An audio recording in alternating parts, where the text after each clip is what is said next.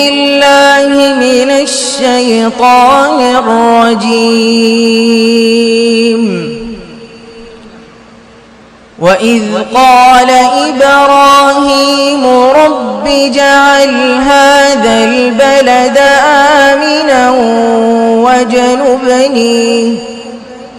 واجنبني وبني أن نعبد الأصنام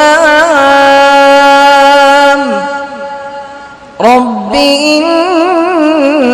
إنهن أضللن كثيرا من الناس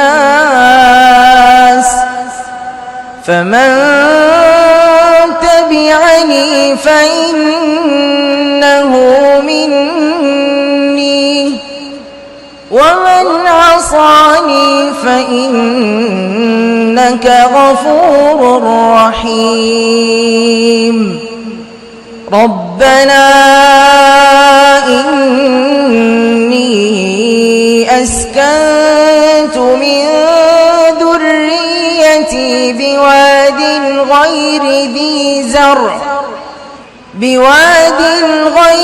ذي زرع عند بيتك المحرم ربنا ليقيموا الصلاة فاجعل أفئدة من الناس تهوي إليهم وارزقهم من الثمرات لعلهم يشكرون.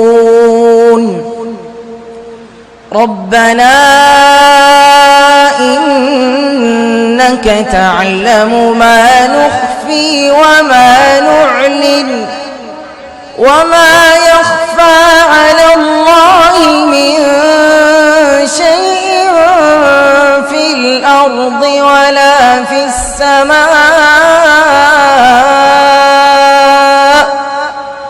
الحمد لله الذي وهب لي على الكبر إسماعيل وإسحاق إن ربي لسميع الدعاء.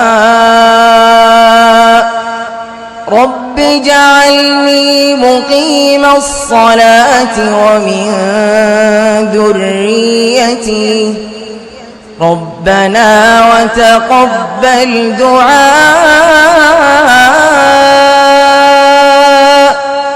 ربنا اغفر لي ولوالدي وللمؤمنين يوم يقوم الحساب.